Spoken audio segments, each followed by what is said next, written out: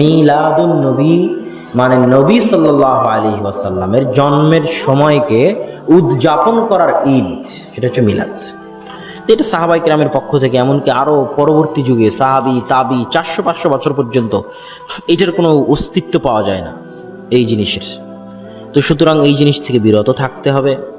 আল্লাহ রাসূল বলেছে, লা তাতরুনি, তোমরা আমাকে নিয়ে বাড়াবাড়ি করিও না, যেমন খ্রিস্টানেরা ঈসা আলাইহিস সালামকে নিয়ে বাড়াবাড়ি করেছে। খ্রিস্টানরা ঈসা আলাইহিস সালামকে মর্যাদা দিতে দিতে কার মতো মর্যাদা দিয়েছে? আল্লাহর মতো। এটাই তো আজকে আমাদের বক্তব্যের আলোচনা ছিল, তাই নয় কি? যে কোনো ব্যক্তিকে ওই মর্যাদা দেওয়া যাবে না যে মর্যাদা একমাত্র কে পাওয়ার অধিকার। সেটাই খ্রিস্টানরা ভুল করেছে, ঈসা আলাইহিস সালামকে মর্যাদা দিতে দিতে আল্লাহর পর্যায়ে বসিয়ে দিয়েছে। আমরাও এই ঈদে মিলাদুন নবীর নামে মুহাম্মদ সাল্লাল্লাহু আলাইহি ওয়াসাল্লামকে আল্লাহর পর্যায়ে নিয়ে যাচ্ছি, নাউজুবিল্লাহ।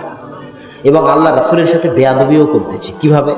ইয়া নবী সালাম আলাইকা বলে ঈদে মিলাদুন নবীতে যে আল্লাহর নবীর উপর দরুদ পাঠ করা হয়, এই দরুদ আল্লাহর নবীর সাথে বেয়াদবি। কেমনে? আল্লাহ কোথাও তার নবীকে সারা কোরআনে ইয়া নবী বলে ডাকেন।